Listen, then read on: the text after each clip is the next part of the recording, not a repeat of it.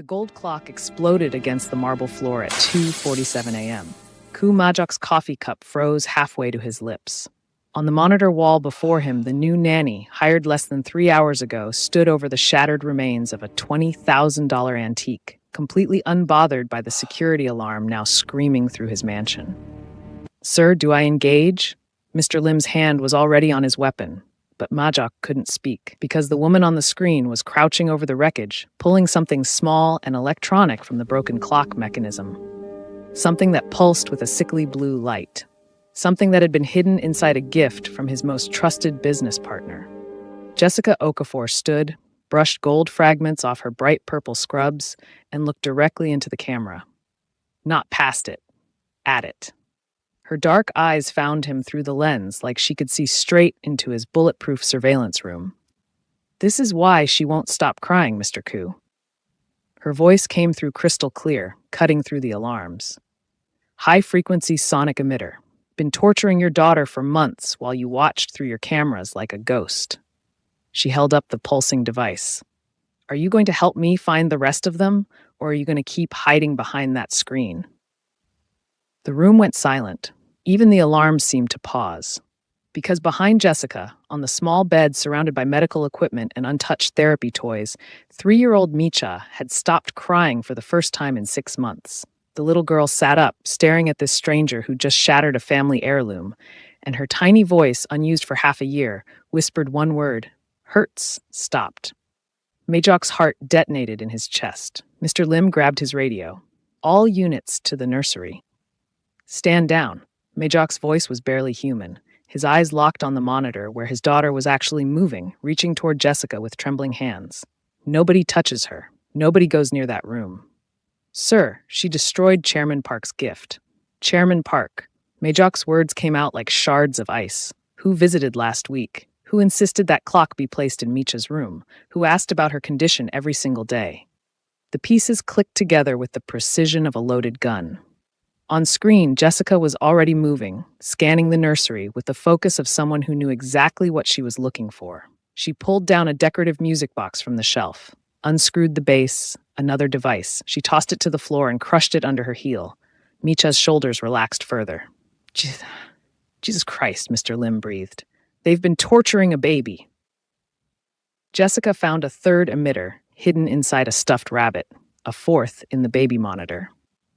With each device she destroyed, Micha's breathing steadied, her tears slowed, her small body uncurled from the defensive position she'd held for 186 days.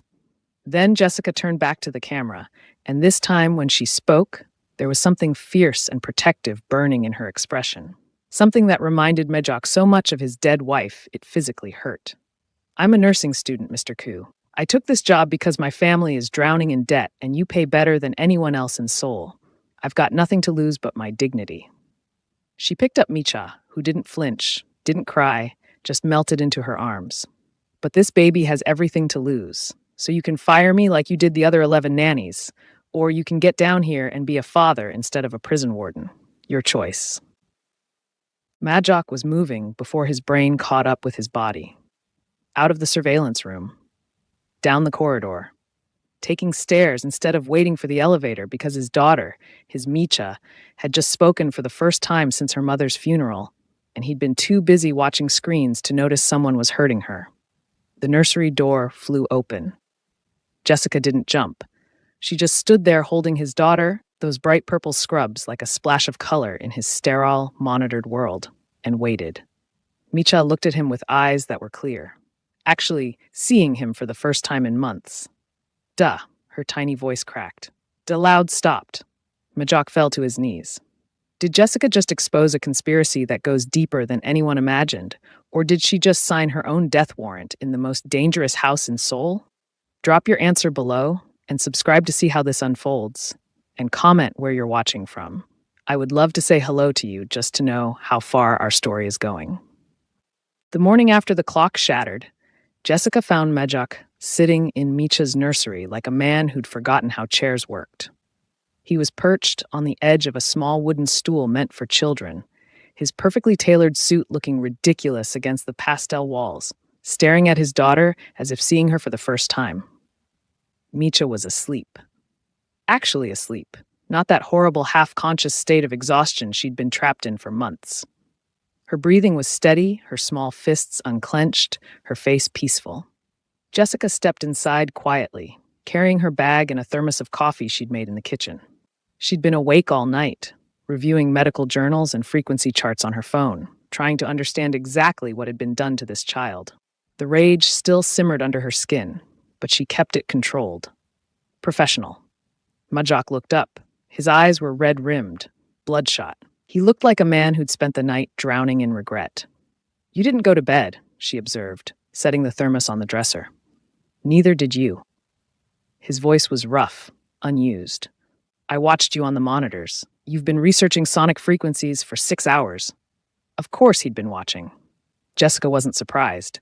She pulled out a notebook from her bag, flipped it open to a page covered in her handwriting and diagrams. The devices were set to 18 to 22 kilohertz. That's right at the edge of human hearing, especially for children. Adults usually can't detect it at all, but kids, she gestured to Micha. It would feel like constant pressure in her head, migraine-level pain, nausea, anxiety. No wonder she couldn't stop crying. Magic's jaw clenched so hard she heard his teeth grind. Who? I don't know yet, but whoever planted those devices knew exactly what they were doing. This wasn't random cruelty. This was calculated, strategic. Jessica met his eyes. Someone wanted your daughter sick. Someone wanted you distracted. Chairman Park brought that clock personally. Majok's voice was ice over fire. He insisted it be placed exactly where it was. He asked about Micha every day, seemed so concerned. Then you have your first suspect. Jessica closed the notebook. But right now, your daughter needs structure, routine, safety. She needs to know that the pain is gone and it's not coming back. She needs a parent, not a detective. Majok flinched like she'd struck him. Jessica softened, just slightly. I'm not trying to be cruel, Mr. Koo. I'm trying to help.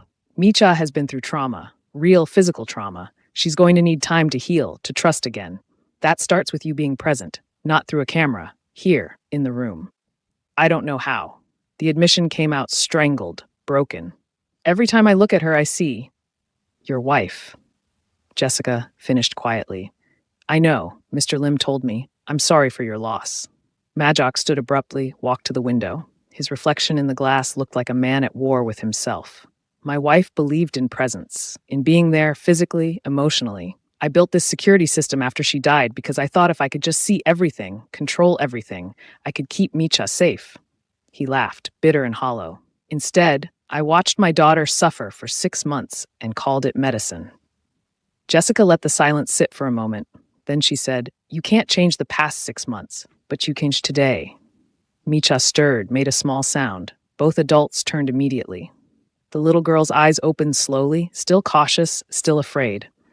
But when she saw Jessica, something in her small face relaxed. Jessica moved to the bedside, knelt down to Micha's level. Good morning, precious girl. How are you feeling? Micha's eyes darted to her father, then back to Jessica. Her voice was barely a whisper. Quiet. Yes, it's quiet now. The hurt is gone. Jessica smoothed back Micha's dark hair. Are you hungry? Would you like some breakfast? The child's eyes went wide with something like fear. Her small body tensed. Jessica frowned. She glanced at the medical chart still hanging on the wall, scanned the notes from previous caregivers. Meals had been a battle for months. Micha would take a few bites, then refuse everything else. The doctors had attributed it to grief, to stress. But Jessica was beginning to suspect the doctors had been wrong about a lot of things. Mr. Koo, she said without taking her eyes off Micha, when was the last time your daughter ate a full meal? Majok's silence was answer enough. Jessica made a decision. I'm going to try something. You can watch from your monitors if it makes you more comfortable, but I need you to trust me. Can you do that? Majok looked at his daughter, at this woman in bright scrubs who destroyed a fortune in antiques and somehow made his child speak again, and nodded. 20 minutes later, Jessica had transformed the nursery into something unrecognizable. She'd pushed the medical equipment against the walls, spread a colorful blanket on the floor, and set up a small breakfast picnic. Fruit cut into shapes, scrambled eggs, toast with jam. Nothing fancy, but presented like a celebration. And from her phone, connected to a small portable speaker, music filled the room. Not lullabies, not classical music. African rhythms, the kind her mother used to play in their kitchen back home, all drums and joy and movement. The kind that made your heart beat in time, made your body want to sway even when you were standing still. Micha sat on the blanket, staring at the food with suspicion and longing. Jessica didn't push. She just sat across from the little girl, moving her shoulders to the rhythm, letting the music wash over them both. She picked up a piece of mango, ate it herself, smiled. My mama used to say that food tastes better with music, Jessica said conversationally, as if she weren't being watched by a dozen cameras and the most dangerous man in Seoul. The rhythm helps your tummy know it's safe to be hungry, helps your body remember that eating is supposed to feel good. Micha's small hand reached out, touched the edge of the blanket. Her foot tapped, just once, against the floor. Jessica's heart soared, but she kept her face calm. She picked up another piece of fruit, this one cut into a star shape, and held it out. This one's my favorite. Want to try? The little girl's eyes moved from the fruit to Jessica's face, searching for something. Permission, maybe. Or proof that this wasn't another trap. Jessica just smiled, warm and patient, and let the music fill the space between them. Micha took the star-shaped mango, put it in her mouth, chewed slowly, carefully, like she was testing whether pain would follow. It didn't. Her eyes widened. She took another piece, then another. Jessica started humming along with the music, a low, soothing sound that her mother had hummed when Jessica was small and scared. Micha watched her, fascinated, and slowly, so slowly, began to eat in rhythm with the song. 1 bite, 2, 3. By the time the song ended, Micha had eaten more than she'd consumed in the past week combined. Jessica wanted to cheer, to celebrate, but she kept herself steady. You did so well, Micha. I'm so proud of you. The little girl looked down at her empty plate, then back up at Jessica with something that might have been the beginning of a smile. In his surveillance room, Majok watched through the monitors with tears streaming down his face that he didn't bother to wipe away. The next 3 days followed a pattern.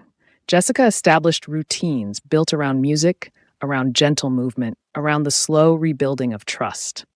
She sang while helping Micha dress. She hummed while brushing the little girl's hair. She played rhythms on her thighs while they read books together, turning the nursery into a space filled with sound that healed instead of hurt. Micha began to bloom. Small changes at first, holding eye contact for longer, reaching for Jessica's hand without being prompted, laughing at a silly face. But changes nonetheless. And Majok watched it all, hour after hour, from his wall of screens. On the 4th morning, Jessica was straightening the nursery while Micha napped when she found the folder. It had been shoved behind the changing table, small, probably knocked there by accident during one of the chaotic nights when Micha had been at her worst and nannies had been rushing around trying everything to soothe her. Jessica picked it up, intending to put it back wherever it belonged, but the cover fell open and she saw the header. Co-Enterprises, Internal Financial Review, Confidential. She should have closed it immediately, should have returned it to Majok's office without looking. But a name caught her eye. Chairman Park, and next to it, a series of numbers that even her non-business brain recognized as massive fund transfers. Jessica's hands started shaking. She flipped through more pages, saw more names she'd heard whispered by the security staff, family names, business partners, all connected to a web of transactions that looked wrong even to her untrained eye. And in the margins, someone had written notes in Korean. Jessica couldn't read most of it, but she recognized certain words that Mr. Lim had taught her. Words like delay and distract and emergency. Her blood went cold. The door to the nursery opened. Jessica jumped, nearly dropping the folder. Mr. Lim stood in the doorway, his expression unreadable. For a long moment, he just looked at her, at the folder in her hands, at the way she'd gone pale. Then he stepped inside and quietly closed the door behind him. You found it, he said, not a question. Jessica's mouth went dry. I didn't mean to. It was just here I was cleaning. I know. Mr. Lim moved closer, his voice dropping to barely above a whisper. I left it here. Jessica's world tilted. You what? If this story is making sense to you and you're learning something from it, please take a moment to like the video, subscribe to the channel, and stay with me for more stories like this. You're the first person who's actually helped that little girl. The first person who looked at her and saw a patient instead of a problem. Mr. Lim's eyes were hard, but there was something like respect in them. I've been watching you, Miss Okafor. Not just on the cameras, really watching. And I think you might be the only person in this house who actually cares about Micha more than you care about the Ku family money. I don't understand. Jessica clutched the folder tighter. Why would you? Because someone in this family has been bleeding Mr. Ku's empire dry for the past year, and they've been using Micha's condition as a smokescreen. Mr. Lim's voice was bitter. Every time Mr. Ku got close to noticing discrepancies in the accounts, something would happen with Micha, a medical emergency, a new specialist needed. His attention would shift, and the thefts would continue. Jessica felt sick. The sonic devices were just the latest method. Before that, it was medications that made her worse instead of better. Stress triggers carefully orchestrated during important business meetings. Mr. Lim's fists clenched. I've been gathering evidence for months, but I'm head of security. If I bring this to Mr. Ku, the family will close ranks. They'll say I'm overstepping, trying to gain power, being paranoid. But if someone outside the family found it, someone he's starting to trust, someone who's already proven she'll break the rules to protect his daughter. Mr. Lim met her eyes. Yes. Jessica looked down at the folder, her mind racing. This could get me killed. Yes. This could get me deported, arrested, disappeared. Yes. So why are you really doing this? Jessica studied his face. What's your angle? Mr. Lim was quiet for a long moment. Then he said, my sister died in a hospital 3 years ago. The doctors said it was complications from a routine surgery, but I know better. Someone in the Ku family needed an business associate. My sister was a perfect match. She went in for appendicitis and came out without a kidney. His voice shook. I can't prove it. I'll never be able to prove it. But I know. Jessica's heart broke. Mr. Lim, I can't save my sister, but I can help you save that little girl from becoming another casualty of this family's greed. He moved toward the door, paused. Read the folder. Hide it somewhere safe. And when you're ready to show Mr. Ku, I'll make sure you get the chance. He left as quietly as he'd arrived. Jessica stood frozen in the middle of the nursery, holding evidence of conspiracy and theft, and listening to Micha's peaceful breathing, and understanding with perfect clarity that she'd just crossed a line there was no coming back from. She tucked the folder into her bag, buried under medical supplies and a change of clothes. Then she went back to straightening the nursery as if the entire world hadn't just shifted beneath her feet. 2 days later, Jessica made another decision that would change everything.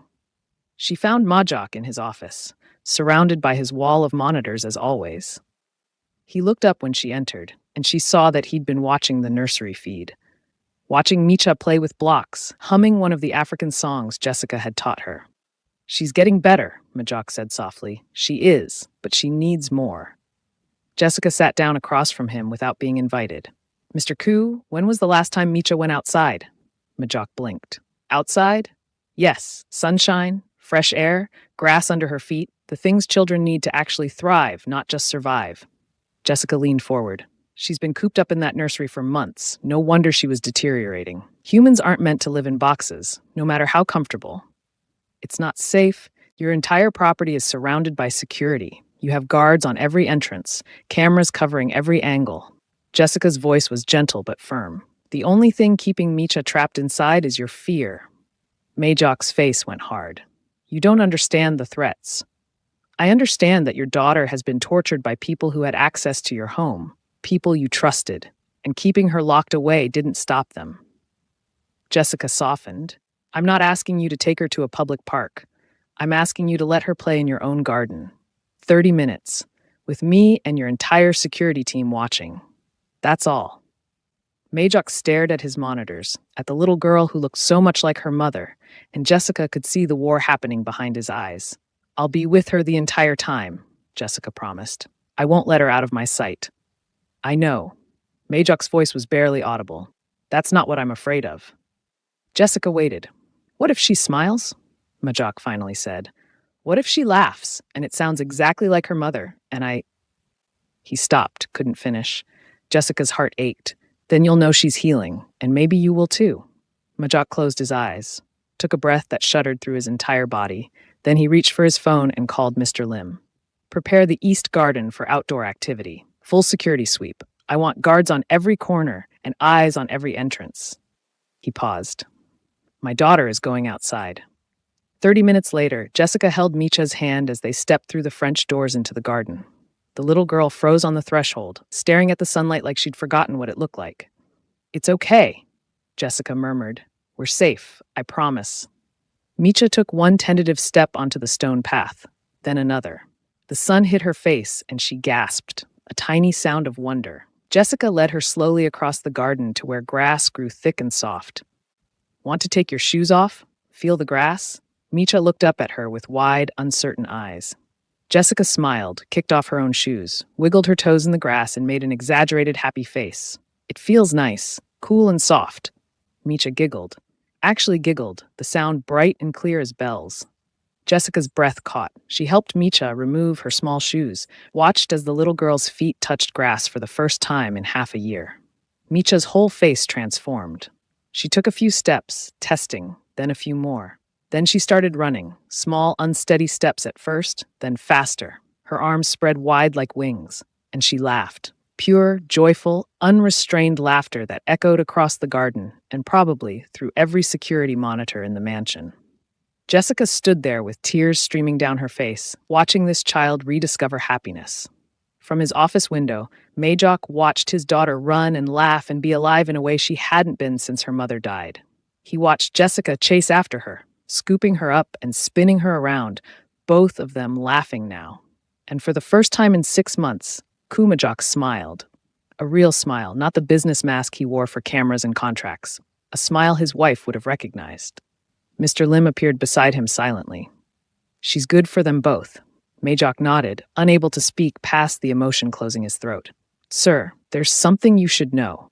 Mr. Lim's voice dropped. Miss Okafor found the financial documents, the ones tracking the discrepancies. Daught's entire body went still. And she hasn't run, hasn't sold the information to competitors, hasn't tried to blackmail you. Mr. Lim paused. She's been researching corporate and Korean business regulations every night after Micha falls asleep. I think she's trying to understand the full scope before she brings it to you. Daugh turned to look at his head of security. You left those documents where she'd find them. Yes, sir. Why? Because she's the only person in this house who looks at your daughter and sees a child worth protecting instead of a tool worth manipulating. Mr. Lim met his eyes steadily. And because you need someone on your side who isn't bound by family loyalty or business obligations. Someone who will tell you the truth even when it's dangerous. In the garden, Micha had discovered a butterfly. She was following it with careful, delighted steps while Jessica walked beside her, pointing out flowers and trees, naming colors and shapes. Daugh watched them through the window instead of through a camera screen and felt something crack open in his chest that had been frozen since the day he buried his wife. Keep watching her, he said quietly. Both of them. And Mr. Lim, if anyone makes a move against Jessica or Micha, I want to know immediately.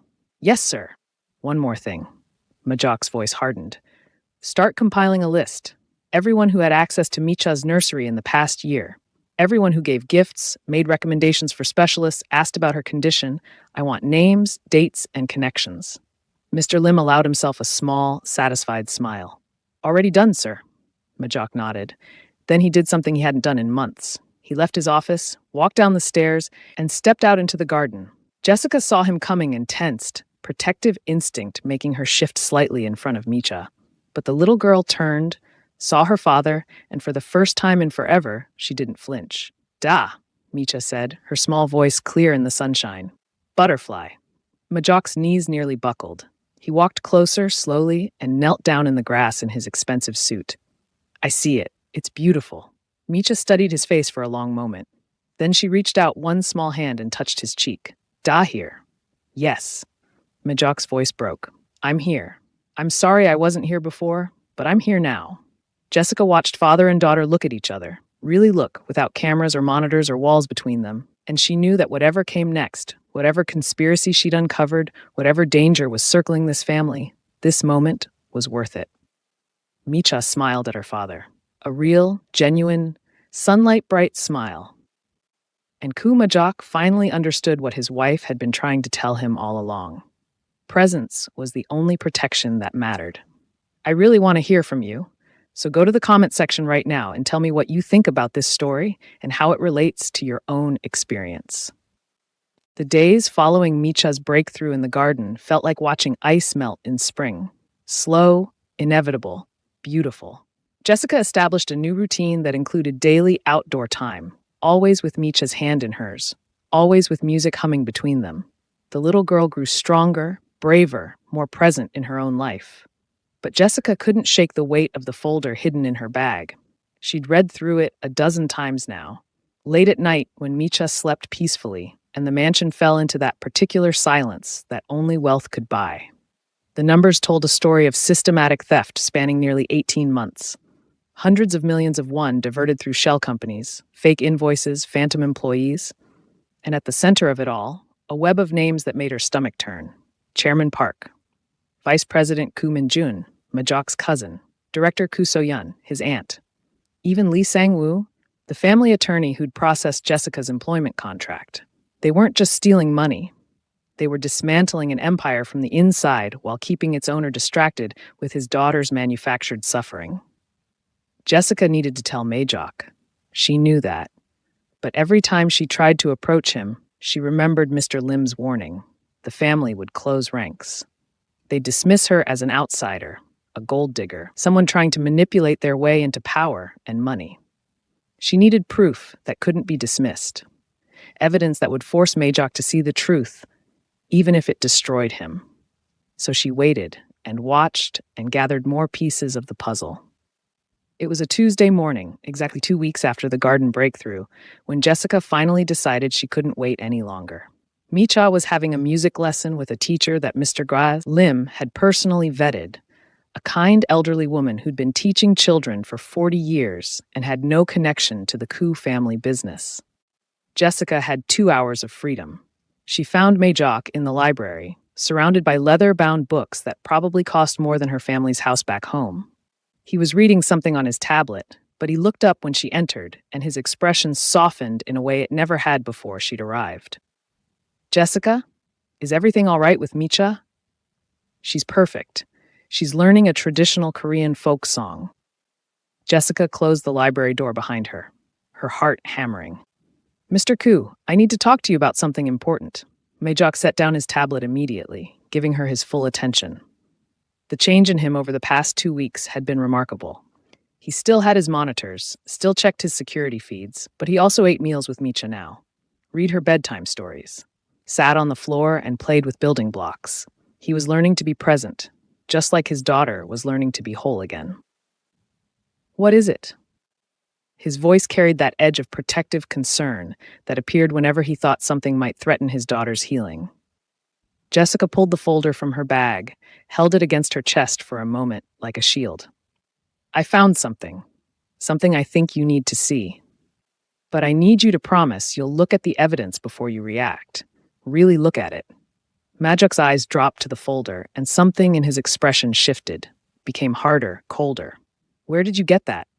"It was in the nursery, behind the changing table. I found it by accident while cleaning. Not entirely true, but close enough."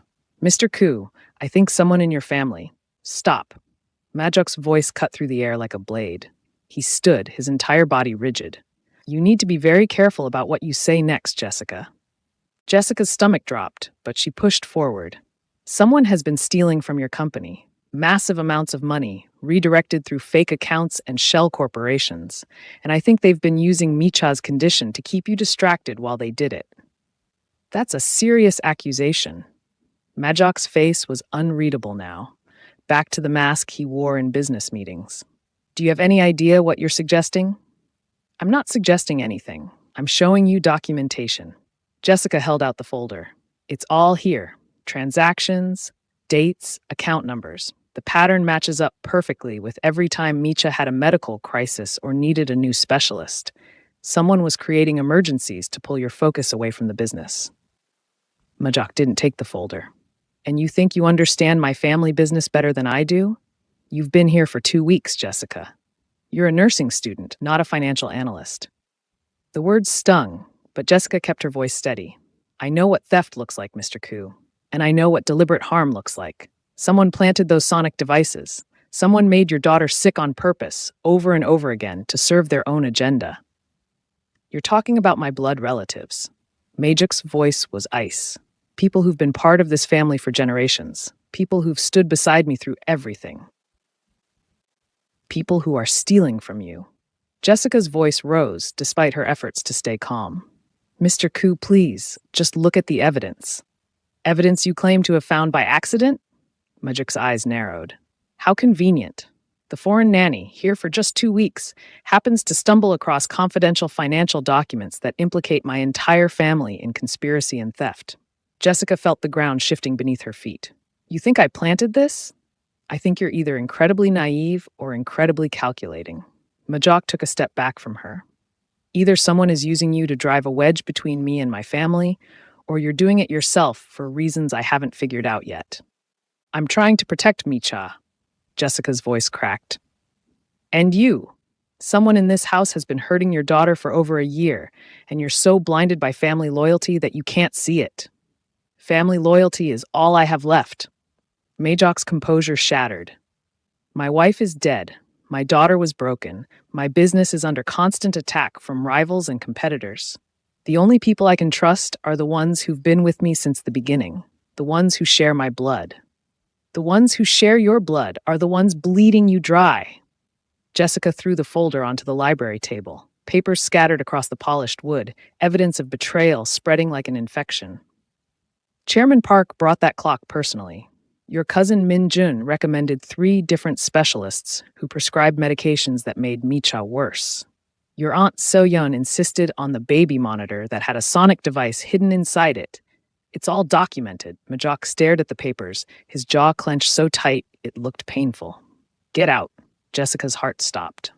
What? If you're watching this till this moment, please comment where you're watching from and let me see the different places my people are tuning in from. Get out of my library. Get out of my house. His voice was empty, hollow. You're fired. Mr. Lim will escort you off the property and ensure you sign the non-disclosure agreement. You'll receive severance pay and a reference letter that says nothing about this conversation. Mr. Koo, please. I said get out. The roar echoed through the library, bouncing off expensive books and custom shelves. I trusted you with my daughter. I let you into my home. And this is how you repay me? By trying to destroy my family with conspiracy theories and forged documents? They're not forged. Jessica was crying now, angry tears streaming down her face. I'm trying to help you. I care about Micha. I care about...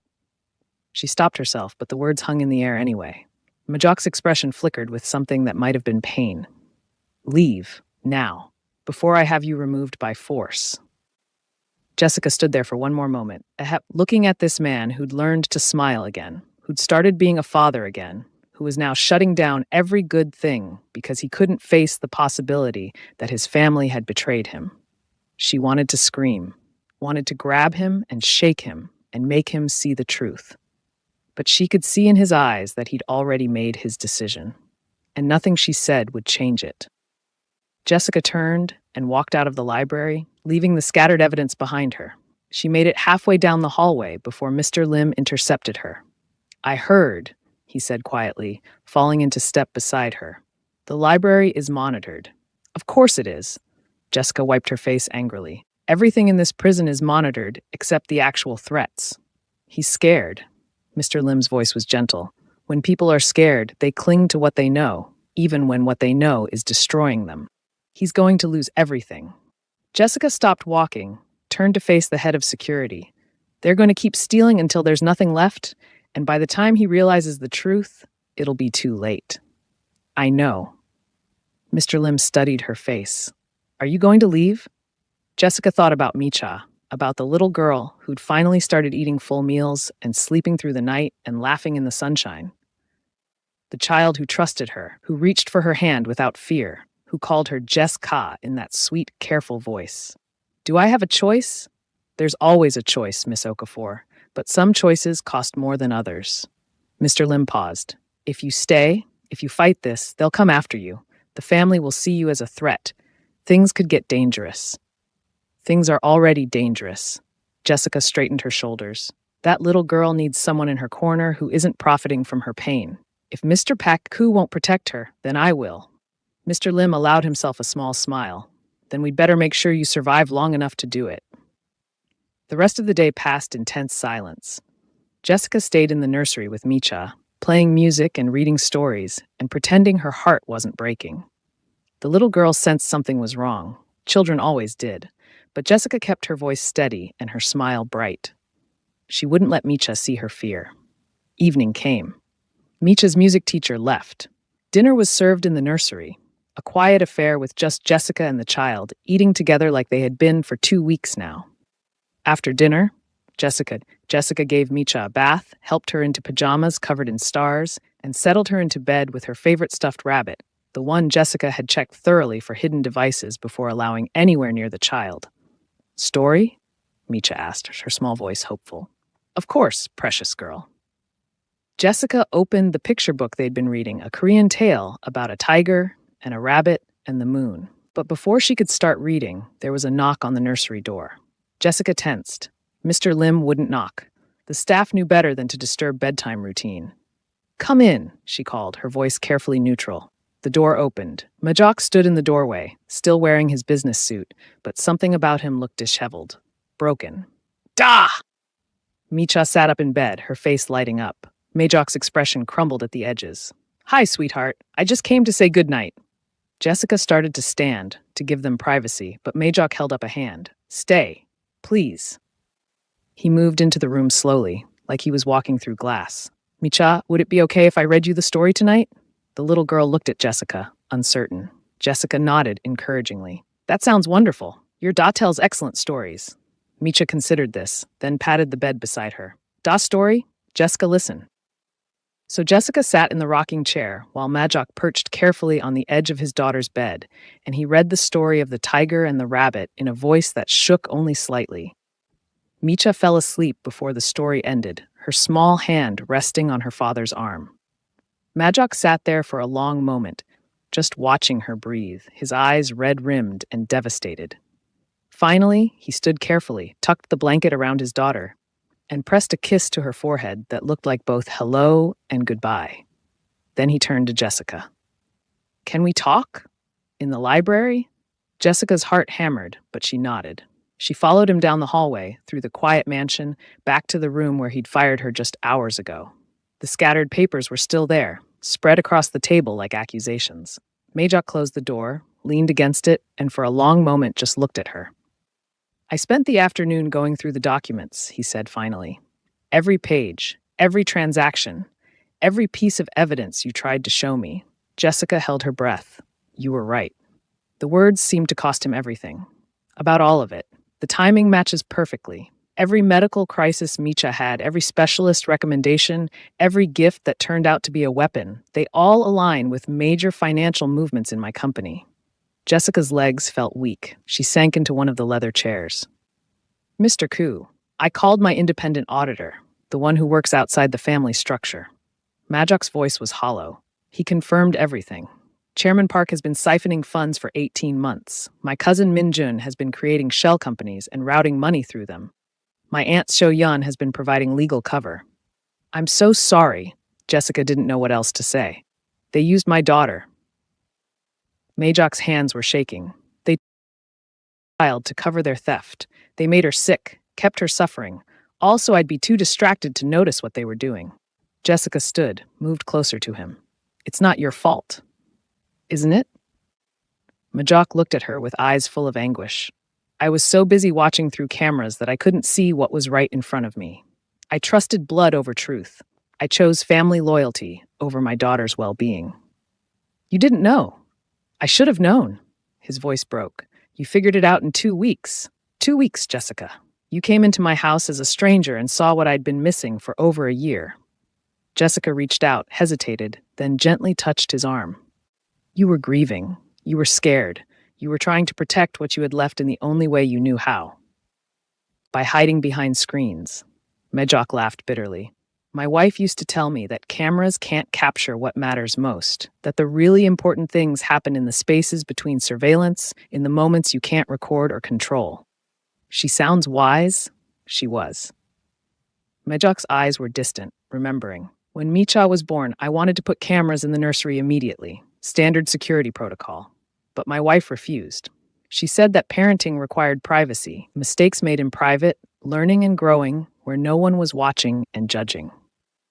Jessica could picture it, a woman brave enough to tell the Dragon of Soul that he couldn't monitor his own child. I installed the cameras the day after her funeral. Majok's voice was barely audible. I told myself it was for safety, protection. But really, I just couldn't face being alone with Micha without having a screen between us. Every time I looked at her, I saw my wife. And every time I saw my wife, I felt the failure of not being able to save her.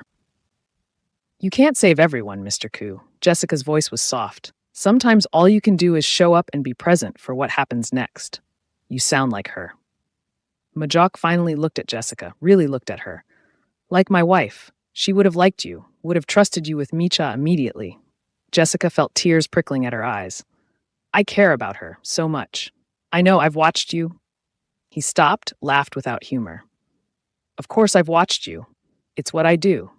But I didn't need cameras to see how much you love my daughter. It's in every song you sing, every game you play, every gentle word you speak to her.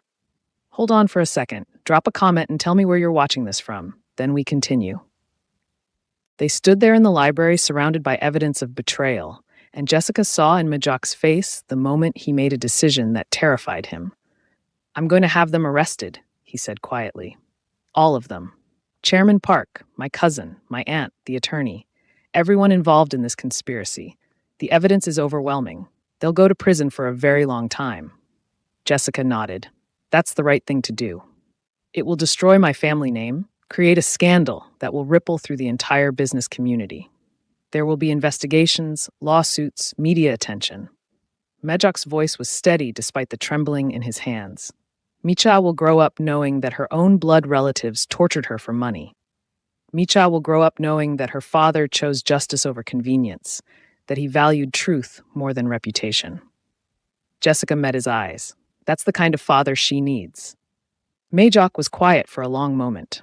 Then he said, I need to ask you something, and I need you to be completely honest with me. Okay, why did you stay? His voice was raw, vulnerable in a way she'd never heard before.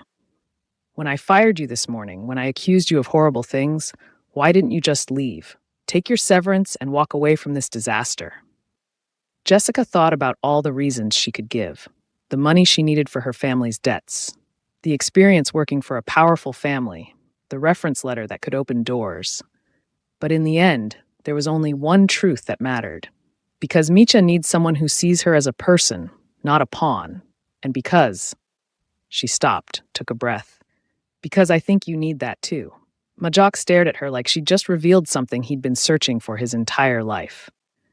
I've spent the past 6 months drowning, he said quietly, watching my daughter suffer through screens, running an empire that was being dismantled from the inside, trusting people who were destroying everything I'd built.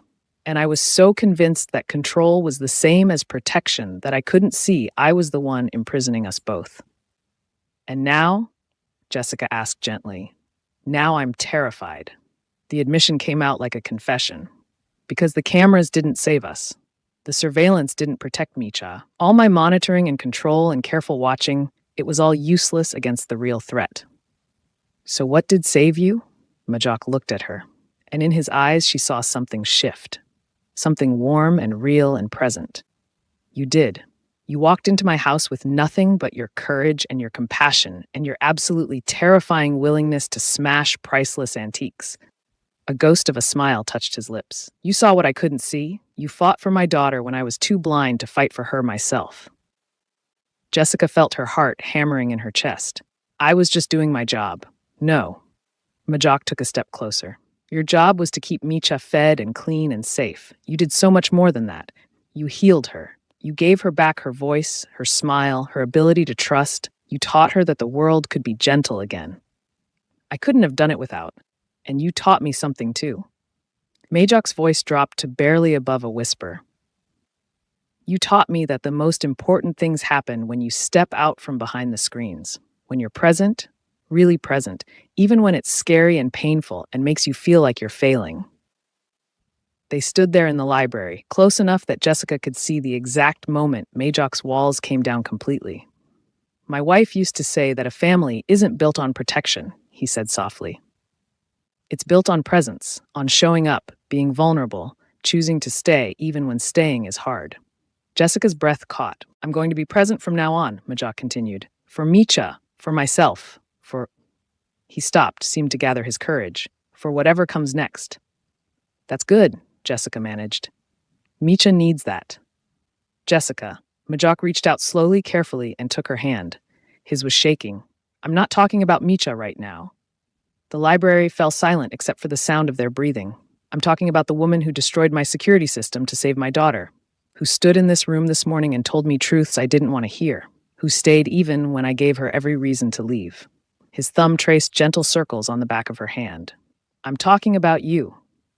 Jessica felt tears sliding down her face. Mr. Koo. Majok, he corrected softly. My name is Majok, and I would very much like to know the name of the woman who taught me how to be a father again. Jessica. Her voice broke. Just Jessica. Just Jessica. He smiled. A real smile, the kind that reached his eyes and transformed his whole face. Thank you for everything. For Micha. For me. For not giving up on us even when we gave you every reason to. You're welcome. Jessica squeezed his hand. What happens now? Majok's expression grew serious. Now I dismantle a conspiracy, protect my daughter from the fallout, and rebuild an empire on truth instead of surveillance. He paused.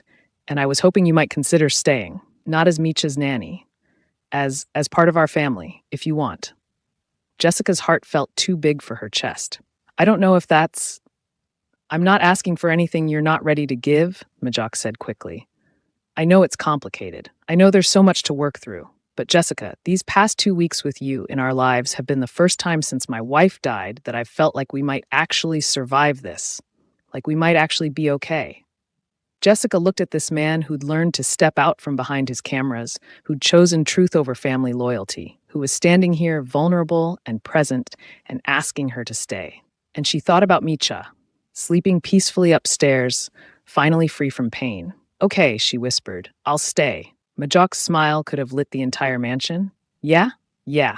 Jessica laughed through her tears. But I have conditions. Name them. No more cameras in Micha's nursery. She deserves privacy. Done.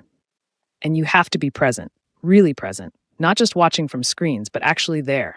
Playing with her, reading to her, being her father. I promise. Majok's voice was solemn. What else? Jessica took a breath. And you have to let me teach you some of my mother's songs. Micha loves them, and I think you would too. Majok laughed, the sound warm and genuine. I would be honored. They stood there in the library, hands clasped, the scattered evidence of betrayal surrounding them like fallen leaves. Outside, the sun was setting, painting the room in shades of gold and amber. And for the first time since entering the Koo mansion, Jessica felt like she was exactly where she was supposed to be. Not behind a camera, not hidden by screens, but present, real, and ready for whatever came next. Quick pause. Use this second to tell me in the comments where you're watching this from. The arrests were scheduled for Friday morning. Majok had coordinated with prosecutors, gathered ironclad evidence, and prepared statements for the media. Everything was moving forward with the precision of a military operation. But the conspirators weren't going down without a fight. It started with small things. A security badge that stopped working. Jessica's fingerprints suddenly flagged as unauthorized access in rooms she'd been entering freely for weeks. Her personal belongings searched by guards who claimed they were following new protocols. Mr. Lim noticed immediately. They know, he told Jessica Wednesday afternoon while Micha napped. Someone tipped them off at the investigation. They're building a case against you. A case for what? Jessica's stomach twisted. I haven't done anything wrong. They don't need you to have done anything wrong. They just need reasonable suspicion. Mr. Lim's face was grim. I've seen this before. They'll plant evidence, manufacture a security breach, make it look like you've been stealing corporate secrets or compromising the family's safety. But Majok knows the truth. Mr. Koo knows the truth about the financial conspiracy. But if they can discredit you before the arrests happen, they can claim you fabricated evidence to frame them. Turn the whole investigation into a question of your credibility versus theirs. Mr. Lim paused. And you're a foreign nursing student who's been here less than a month. They're established family members with decades of loyalty. Who do you think most people will believe? Jessica felt cold fear spreading through her chest. What do I do? Be careful. Stay visible.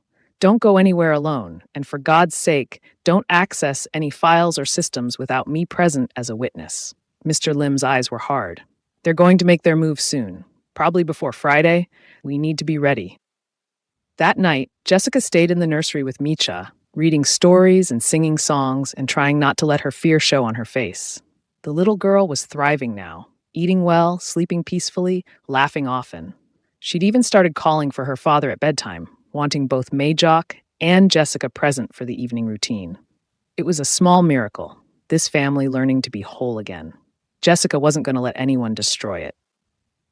Thursday morning arrived with deceptive calm.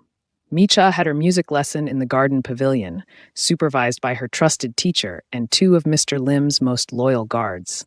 Daugh was in emergency meetings with his attorneys, finalizing the legal strategy for the arrests. Jessica used the time to organize Micha's medical records, documenting the child's remarkable recovery. It would be important evidence later, proof of the harm the conspirators had caused. She was filing the last folder when Mr. Lim appeared in the nursery doorway, his expression tight. Miss Okafor, I need you to come with me immediately. Jessica's heart jumped. What's wrong? Is Micha? Micha is fine, but Mr. Koo needs to see you in his private study. He said it's urgent. Mr. Lim's eyes held a warning. I'll escort you there. Something felt wrong. Daugh usually came to the nursery if he needed to speak with her, especially during Micha's lesson time, and his private study was his inner sanctum. Jessica had never been inside, but Mr. Lim was already walking, and Jessica had no choice but to follow. They moved through the mansion's elegant hallways, past priceless artwork and floor-to-ceiling windows, deeper into the private wing where even most staff members weren't allowed. The study was at the end of a long corridor, behind a heavy door with biometric security. Mr. Lim scanned his badge. The door clicked open. He's waiting inside, Mr. Lim said, but his voice was strained. Jessica stepped through the doorway into a room that looked like something from a science fiction film. Multiple monitors covered one wall, showing security feeds from every corner of the property. Computer systems hummed quietly. Filing cabinets lined another wall, each labeled with corporate designations. And on the massive desk in the center of the room sat a leather-bound book that looked oddly out of place among all the technology. Mr. Koo? Jessica called out. The room was empty. She heard the door close behind her. Lock. Jessica spun around, her pulse spiking. She ran to the door, tried the handle. It didn't move. The biometric scanner glowed red. Access denied. Mr. Lim, she pounded on the door. Mr. Lim, what's happening? No response. Jessica's mind raced. This was the setup. This was the trap Mr. Lim had warned her about. But why would he? Unless it wasn't really Mr. Lim. She pulled out her phone. No signal. The study was shielded, probably for security reasons. She was completely cut off. Jessica forced herself to breathe, to think.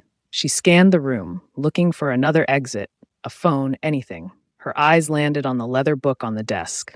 She moved closer, opened it carefully. Inside were more financial documents. But these weren't copies, they were originals. Account statements, transfer authorizations, emails between Chairman Park and Vice President Min-jun discussing the distraction strategy involving Micha. This was the smoking gun, the final proof that would make the case absolutely airtight, which meant this was exactly where they wanted her to be found. Jessica heard voices outside the door, multiple people. She recognized Chairman Park's distinctive baritone, Min-jun's sharp tenor. Caught her red-handed accessing confidential files, been suspicious from the start, foreign woman with no credentials, probably working for competitors, industrial espionage. They were building their narrative, and she was trapped inside the scene of their manufactured crime. Jessica looked around frantically. The door was the only exit. The windows were thick, probably bulletproof. The ventilation system hummed overhead, circulating air through narrow vents. Wait, ventilation. Jessica grabbed a chair, dragged it under the nearest vent. She climbed up, examined the metal grating. It was screwed in place, but the screws looked standard. She jumped down, searched the desk drawers, pens, paper clips, a letter opener. She grabbed the letter opener, climbed back up, and started working at the screws. Her hands shook. The voices outside were getting louder, more insistent. She heard someone say security footage and police report. The first screw came loose, then the second. Jessica's medical training kicked in. Steady hands, controlled breathing, focus on the task. She removed the third screw, then the fourth. The grating came free. The vent opening was small, barely wide enough for her shoulders, but Jessica didn't hesitate. She pulled herself up, squeezed into the narrow space, and started crawling. The metal was cold against her skin, the space claustrophobic. She could hear her own breathing echoing in the confined tunnel, but she kept moving, following the air current, hoping it would lead somewhere. Behind her, she heard the study door open. Voices flooded the room. She's not here. Check the cameras. The vent. She went through the vent. Jessica crawled faster, ignoring the way the metal scraped her arms, the way her knees banged against rivets. The tunnel branched, and she took the left path, then the right, trying to put distance between herself and her pursuers. She emerged into a larger junction where multiple vents converged. Below her, through another grating, she could see Majok's main security room, the one with the wall of monitors where he'd first watched her destroy the clock. And sitting at the console, watching everything unfold, was the real Mr. Lim. Jessica's heart soared. She kicked at the grating, trying to get his attention. Mr. Lim's head snapped up, his eyes widened. He was at the vent in seconds, unscrewing it from below, while Jessica pushed from above. The grating came free, and Jessica half fell, half climbed down into the security room. They set me up, she gasped. The study, the documents. I know. I've been watching. Mr. Lim's face was furious. Someone used a fake message to lure you to the study. They cloned my security badge, my voice pattern. It was sophisticated. On the monitors, Jessica could see Chairman Park and Min Jun in the study, arguing with guards. One of them held up the leather book, gesturing emphatically. They're going to claim I was stealing that evidence, Jessica said. They already are. They've called the police, reported a security breach, and attempted corporate espionage. Mr. Lim pulled up another monitor. But they made a mistake. The screen showed thermal imaging of the study from 30 minutes ago. Jessica could see herself entering, looking around confused, then going to the desk, only after examining the locked door. The timestamp proved she'd been trapped before she'd touched anything. This footage is automatically backed up to an off-site server. They can't erase it. Mr. Lim's smile was sharp. They tried to frame you, but they just gave us proof of their conspiracy to obstruct justice. Jessica sagged with relief. Then another thought hit her. Where's Majok? Does he know what's happening? Mr. Lim's expression darkened. He's in a meeting with potential investors. Chairman Park scheduled it specifically for this morning, probably to make sure Mr. Koo would be occupied during the setup. We need to tell him. Already done. Mr. Lim gestured to another monitor showing a conference room where Majok was standing, his phone pressed to his ear, his face a mask of cold fury. I sent him the thermal footage 2 minutes ago. On screen, Majok said something sharp to the investors, then strode out of the conference room without waiting for a response. Jessica watched him move through the mansion with lethal purpose, heading straight for the private wing. He's coming, she whispered. Yes. Mr. Lim's voice held satisfaction. And he's not happy. Majok appeared on the study monitors, surrounded by his personal security team, the ones loyal to him, not to the family. He didn't knock. The door was forced open with a key code override. Chairman Park whirled around. Majok, thank God you're here. We caught your nanny attempting to steal. Shut up. Majok's voice was arctic. I've seen the thermal footage. I know exactly what happened here. Minjun stepped forward. Cousin, you need to understand this woman has been manipulating. I said shut up. Majok's eyes swept the study, landing on the leather book. You planted that evidence, created a false security breach, attempted to frame an innocent woman to cover your own crimes. Chairman Park drew himself up. How dare you accuse me? How dare you torture my daughter? Majok's composure shattered. For 18 months, you made Micha suffer. You planted devices to hurt her, prescribed medications to keep her sick. Also, I'd be too distracted to notice you stealing from me. The room went silent. You have no proof, Minjun said, but his voice wavered. I have every proof. Majok pulled out his phone, held it up. Financial records, email chains, security footage of you placing those devices, testimony from specialists you bribed, and now, attempted witness tampering and obstruction of justice. Chairman Park's face drained of color. Majok, please, we can explain. The police are on their way, so are federal prosecutors. You're all going to prison for a very long time. Majok's voice was emotionless. I'm done protecting family members who destroy what I love. Aunt So-yeon appeared in the doorway, flanked by guards. You're making a terrible mistake, nephew. Family is everything. Family is supposed to protect each other. You used a 3-year-old child as a weapon. Majok's eyes were empty of anything but contempt. You're not family. You're parasites. In the security room, Jessica watched it all unfold with her heart in her throat. He chose you, Mr. Lim said quietly. When the security alert came through, when he got the message about the meeting with investors, that was his moment to choose. Business as usual or protecting what really matters. Jessica looked at the monitor showing Majok standing in his study, surrounded by the people who'd betrayed him, and she saw a man who'd finally stepped out from behind his cameras. We need to go to him, she said. Mr. Lim nodded. The nursery first. Micha needs to be secured before this situation escalates. They moved quickly through the hallways. Jessica's arms were scraped from the vents, her clothes disheveled, but she didn't care. All that mattered was getting to Micha. The little girl was still in her music lesson, completely unaware of the drama unfolding inside the mansion. When she saw Jessica, her face lit up. Jessica, listen! She played a simple melody on a small xylophone, beaming with pride. Jessica's heart melted. She knelt down, wrapped Micha in a tight hug. That's beautiful, precious girl. You're so talented. Daugh coming? Micha looked toward the mansion hopefully. Yes, Daugh will be here very soon. Jessica smoothed the child's hair. Why don't we wait for him in the garden? We can practice your song. They settled on a bench near the pavilion, Micha chattering happily about music and butterflies and a bird she'd seen. Jessica held her close, breathing in the little girl's innocence, grateful that she'd been protected from the darkness that had been lurking in her own home. 20 minutes later, Majok appeared.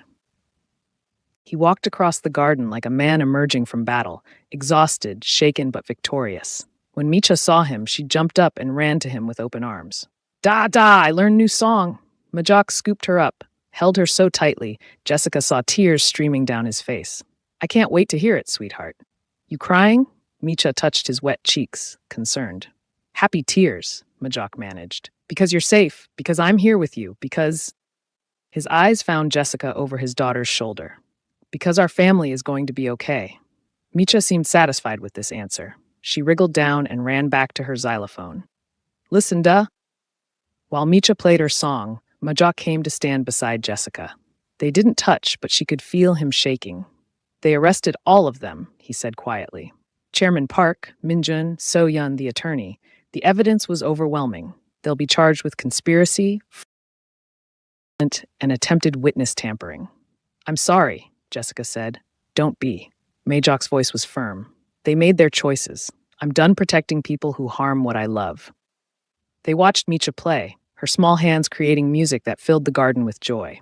I saw you in the vents, Majok said suddenly. On the monitors, I saw you crawl through that narrow space, scraping your arms, fighting to escape their trap. Do you know what I thought? Jessica shook her head. I thought, that's the woman I want leading beside me, not behind cameras or screens or walls of protection, right there in the fight, refusing to give up even when everything seems impossible. Jessica's breath caught. The investors were offering $1 billion deal. It would have stabilized the company, protected us from the scandal fallout, ensured Micha's financial future. Majok turned to face her fully. And I walked away without a second thought, because you needed me, because nothing they could offer was worth more than making sure you were safe. Majok, I'm not good at this, he interrupted. The being present thing, the expressing emotions thing. I've spent so long hiding behind surveillance and control that I don't know how to just be vulnerable. Jessica reached out, took his hand. You're doing pretty well right now. He laughed, a broken sound. I'm terrified.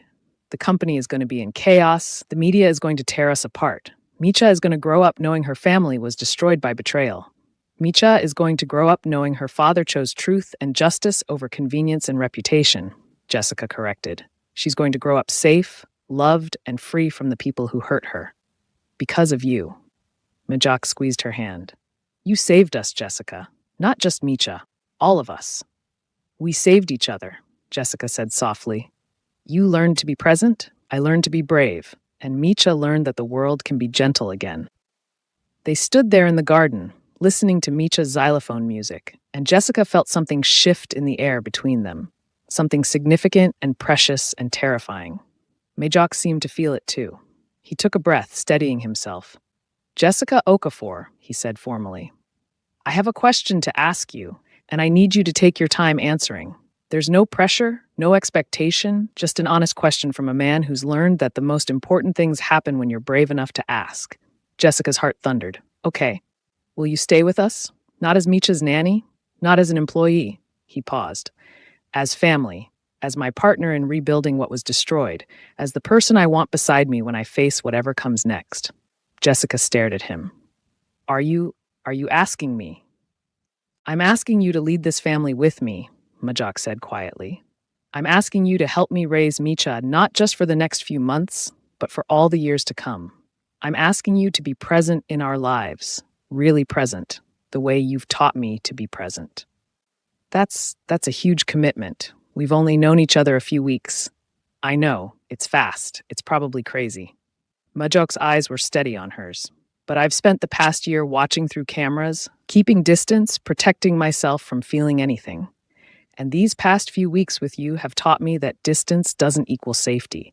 Presence does. Connection does. Choosing to stay even when it's hard. Jessica felt tears streaming down her face.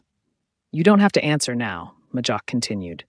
Take all the time you need, but I wanted you to know that whatever you decide, you've already changed our lives. You've already given us back something we thought we'd lost forever. What's that? Hope. Majok smiled, that real smile that transformed his whole face. The belief that we might actually survive this, that Micha might grow up happy, that I might learn to be the father my wife believed I could be. Micha's song ended. She looked up, saw them standing close together, and grinned. Jessica and Daugh together. Yes, sweetheart, Majok said, his eyes never leaving Jessica's face. Together. Jessica looked at this man who'd learned to step out from behind his screens, at the little girl who'd learned to trust again, at the garden full of sunshine and music and possibility. She thought about her family back home, about the debts she'd come here to pay off. She thought about her nursing studies, about the life she'd planned before walking into the Koo mansion. And then she thought about Micha's laugh, about Majok's transformation, about the way it felt to be part of something broken, learning to be whole again. Yes, she whispered, I'll stay. Majok's expression crumbled with relief and joy. Yeah? Yeah. Jessica laughed through her tears. Someone needs to make sure you actually stay present instead of hiding in surveillance rooms. I promise I'll try. Majok reached out slowly, carefully, and pulled her into an embrace that felt like coming home. No more hiding, no more cameras instead of connection. Just presence. Micha ran over, wrapped her small arms around both their legs. Group hug. They stood there in the garden, a man learning to be a father, a woman learning to be brave, and a little girl learning to be whole. And for the first time since Micha's mother died, the Koo family felt complete. The scandal broke the next day. News outlets ran stories about the arrests, the conspiracy. The Koo empire trembled under the weight of public outrage and legal investigations. But inside the mansion, now quiet without its conspirators, a different story was unfolding. Majok removed the cameras from Micha's nursery, from the garden, from the private spaces where families should have privacy.